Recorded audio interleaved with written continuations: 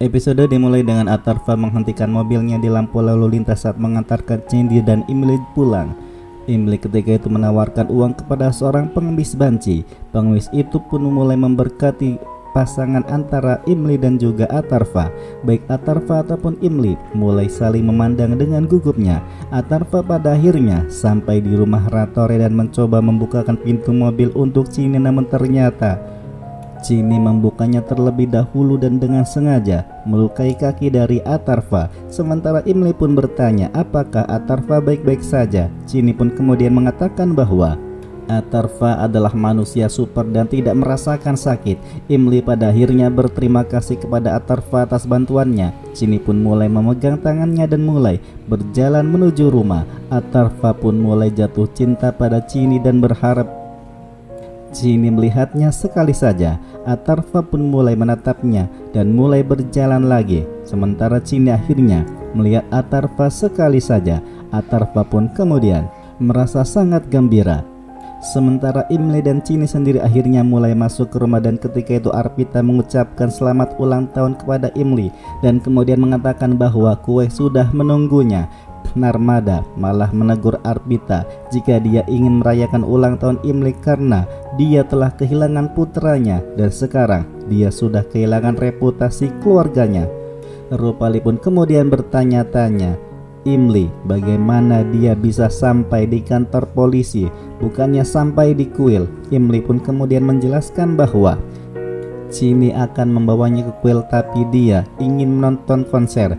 Jadi Cindy lah yang mengantarkannya ke sana. Dia pun akhirnya menyalahkan dirinya sendiri dan akhirnya mulai meminta maaf kepada Sundar. Dan akhirnya Sundar pun memaafkannya dan mulai bertanya-tanya apakah dia tidak ingin memotong kuenya. Narmada malah marah dan kemudian langsung membuang kue ulang tahun milik Imli.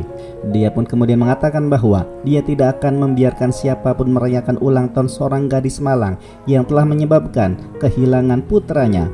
Arpita pun mulai menghibur Imli sementara Cindy bersyukur kepada Tuhan karena Imli telah menyelamatkannya.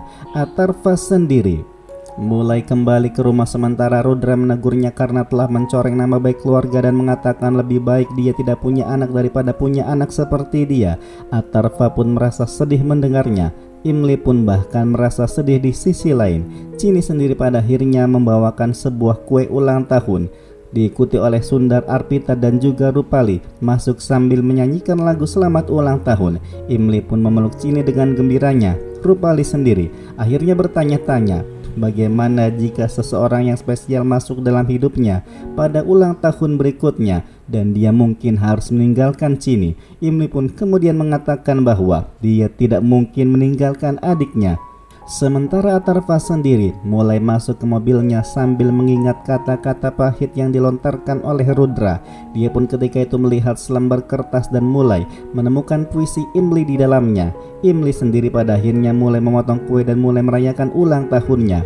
Rudra pun berdiskusi dengan istrinya Devika bahwa Atarva sangat berbakat tapi dia telah membuang-buang waktunya untuk musik. Putra sulungnya Akas mencoba mencari jalan pintas untuk sukses yang tidak disukainya.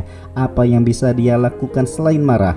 Kakaknya pun ketika itu masuk dan kemudian memintanya untuk rileks saja daripada marah. Atarva pasti akan berhenti mengejar musik begitu dia sudah menikah. Rudra pun bertanya-tanya siapa yang akan menikah dengan Atarva.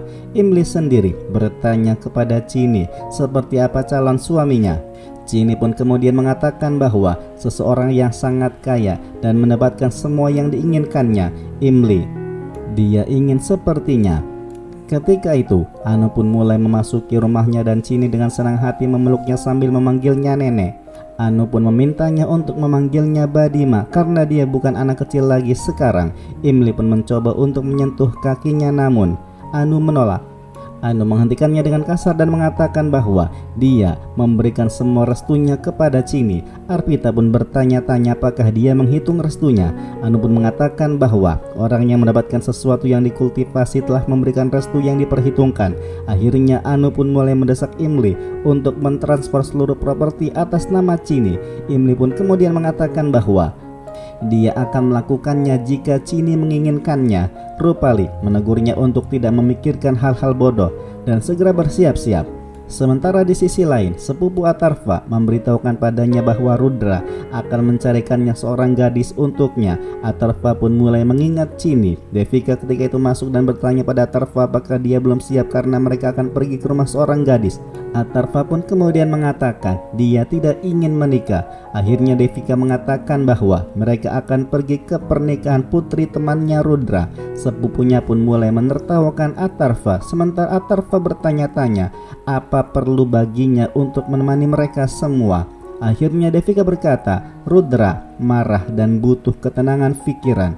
Akhirnya di sana sepupunya pun mulai bercanda, siapa tahu Atharva mungkin menemukan jodohnya di sana. Akas dan istrinya sendiri mulai berdiskusi bahwa begitu Atharva membawa istri seperti dia, Rudra pasti akan menyadari nilai mereka. Atharva sendiri mulai sibuk bermusik dan mulai mengingat Chini. Dia mengira bahwa dia mulai mencintai Chini. Setelah beberapa saat pada akhirnya keluarga Ratore menghadiri upacara pernikahan. Imli pun bertemu dengan teman pengantinnya Parul. Parul pun mulai memperkenalkan Imli dan Chini kepada teman-temannya yang mulai memuji kecantikan dan gaya berpakaian Chini. Sesosok tubuh pun mulai memuji kecantikan Imli dan mengulurkan tangan persahabatan padanya.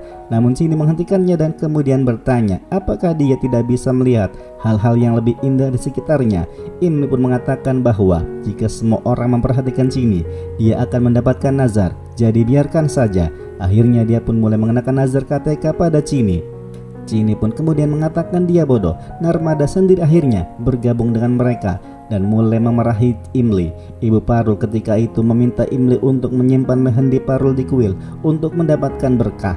Rupali sendiri mengenakan nazar KTK pada Imli dan kemudian mengatakan bahwa orangnya khawatir untuk semua orang paling membutuhkan nazar KTK. Dia pun berkata bahwa dia adalah salinan ibunya. Dia pun mulai mengingatkannya pada Imli senior. Imli pun mulai menjadi emosional dan mengatakan kisah ibunya nampak seperti dongeng. Rupali pun mencoba untuk menghiburnya.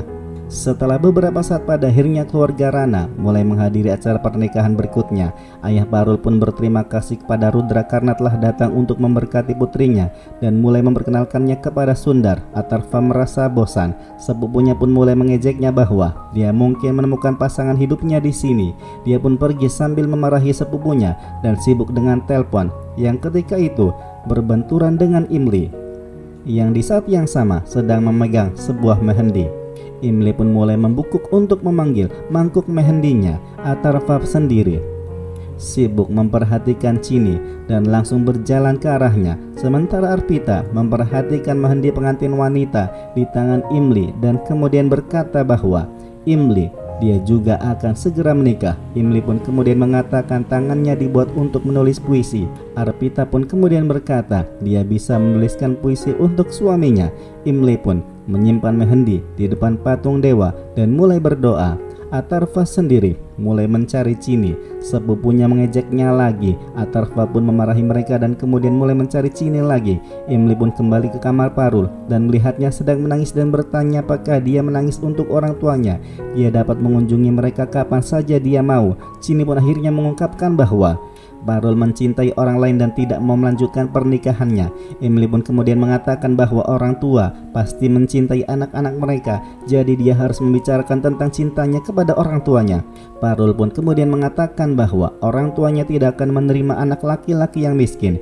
Chini pun menyarankan Parul untuk kawin lari dengan pacarnya. Imli pun berkata orang tuanya pasti akan malu jika dia melakukannya, jadi dia harus menerima aliansi yang dipilihkan orang tuanya karena orang tua tidak akan pernah berpikir buruk tentang anak-anak mereka.